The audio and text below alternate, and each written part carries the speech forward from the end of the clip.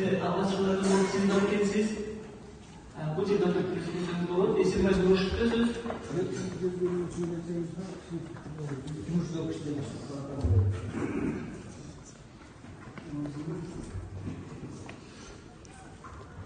Öyle айтмақшымын.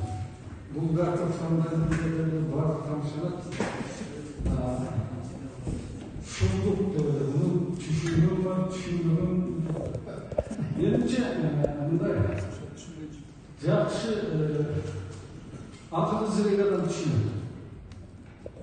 Себебі азыр мынау адамның қандай десем, Homo sapiens болғаннан бері ақылы, Құдай берген ақылы шекке жетелек.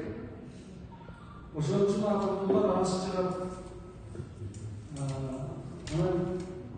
Кандай десем, ачык айтканда келешок эмгайдар көп чыгат. Анан адабиятта искусствону анын ичинде түшүнүү мындай кетет. Эми өзү адабият деген искусство деген түшүнүктүү болуш керек да жалпы. Ошондон бирден азырдай болсун, анан түшүнбөй турган болсо кандай кереги бар. Анан көп айтат, ой ушунун эринес кантип которуп билбейм, кантип ушуга батым андай билбейм. Эринеске неме бар экен? Лексикалык курсун кадимки чоң болчу. Толук. Себеби иштеген өзү да андай бирдемеде жазып жүрдү. Анан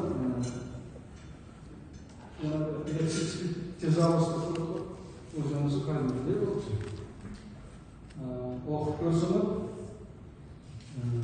кадимки чоң котормочулардан кем болбойт. Баягы бөлүп алган котормочуларды мактоолордон жаңы чыккан нерсе көрбөй калабыз керек. Эми сандан отуруптур, жакшы отурган. Анан эми ачык айтканда мага койсо эми редактор болсом келишөөлөр моңго экен. Өзгөчө кыргызга жаңы орусча айтканда кулактын көзүнөн трафаретный сөздөр бар экен, гезиттер кирип кеткен. Ошосуна карабастан элибиз кыргыз тилинде биринчи жолу которулуп отурган жакшы чыгарма болду. Анан эми сөзү неме болчу? Унчукпай жүрүп алып, андай сүйлөшүп бирок адабият өзгөчө чет элдик адабияттарды ушу булгар, ушулгар дегендерди жакшы көрүшүп. Ошолор өзүнүн несине келтирип колунан келишинче жакшы отурупту. Ошон үчүн элибизге баарыбызга рахмат айтыш керек. Ушундай чоң чыгарманы бизге которуп калтырып кеткен үчүн. Анан ошол китепти чыгарып элибиздин жасаган эмгегине жеткенге аракет кылып аткан чоң рахмат. Эгер бул ушулар болсо, азыр мен бул китепти отурбай турайын. Ушулдар эмес калып жатам.